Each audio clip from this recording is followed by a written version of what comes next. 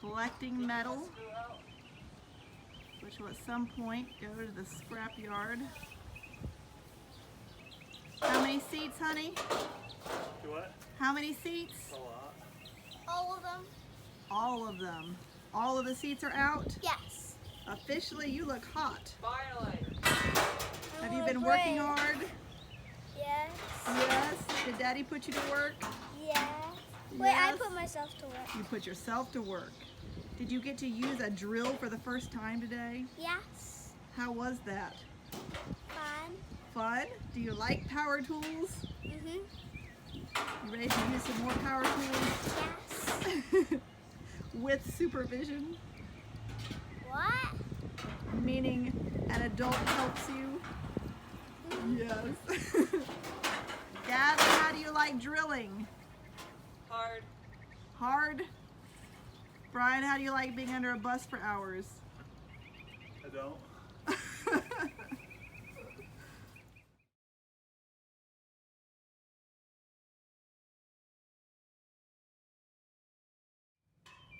Here is the inside of the bus without seats. It is a filthy mess. We'll definitely have to do some cleaning here in the future. Gage is going to take all these out. Rust off.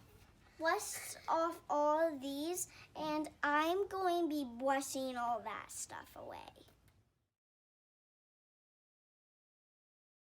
Sherry and I wanted to show you guys the progress that we had made on the bus over the weekend, and we promised ourselves that we were going to show you the good, the bad, and the ugly, not just all the things that go right, but the things that go wrong too. So over the weekend, we managed to get all of the seats out. There were 28 rows, so whatever that is times 2 is how many seats we pulled out of here and took to the scrap yard. We were able to get all the styrofoam and vinyl off of them as well. Doing that put strain on a marriage because one of us had to be under the bus. One of us had to be under the bus holding the nut while somebody was on top of the seats pulling the bolts out.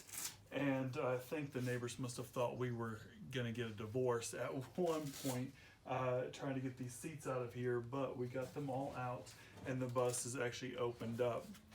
There used to be a rubber floor over top of this, and for a while we thought we were going to keep that rubber floor until I started unscrewing the trim and looked underneath and noticed that there was rust pretty much throughout. These heaters actually recirculate coolant into them and heat it up, so there was one in the middle, one in the back, and at some point they've leaked, and as we were pulling up the rubber floor, which was glued to the metal, water was actually running underneath.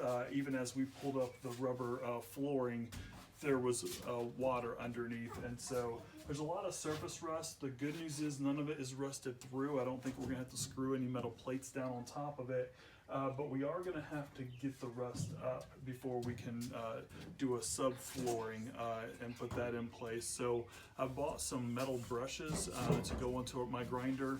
We're gonna score it really good, probably pressure up, wash the debris out, and I bought some liquid rust remover. We're gonna get that in here as well. And we're going back and forth between, are we gonna Linux this floor and build on top of it, or are we gonna do some sort of subfloor and spray in insulation? So we're still trying to work that out in our head. But for now, the bus is fully taken out, the trim is removed. We've exposed the rust issue, and we're gonna solve it when we get these heaters out of here. And we're going to finish prepping the floor, and that'll give us a really good solid foundation to build up from.